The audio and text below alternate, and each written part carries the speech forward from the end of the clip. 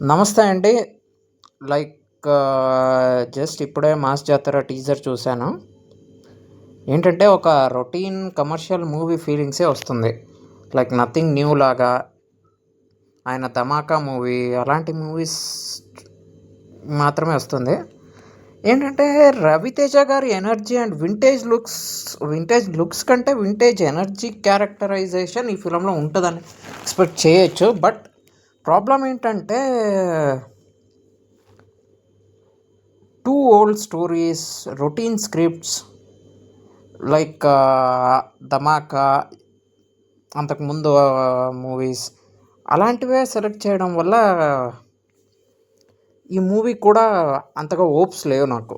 Like teaser చూసిన తర్వాత hopes మొత్తం తగ్గిపోయిందనే చెప్పాలి. లైక్ ఆ సాంగ్స్ వల్ల కొంచెం వచ్చినప్పటికీ కూడా టీజర్ తర్వాత దెర్ ఇస్ నథింగ్ న్యూ అనిపించింది. రవితేజ గారి స్క్రీన్ ప్రెజెన్స్ మనం యూజువల్గా చూసే ఆయన స్క్రీన్ ప్రెజెన్స్ లాగే ఉంది, ఎనర్జెటిక్గా.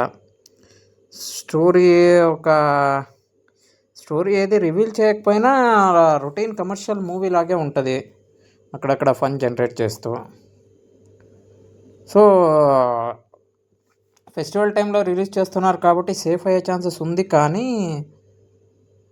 న్యూ అండ్ సంథింగ్ బిగ్ అనేలా ఎక్స్పెక్ట్ చేసేంతగా లేదు.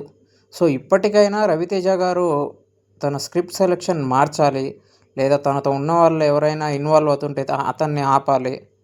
ఇలాంటివన్నీ చూసుకుంటే సరిపోతుంది. సో థ్యాంక్స్ అండి.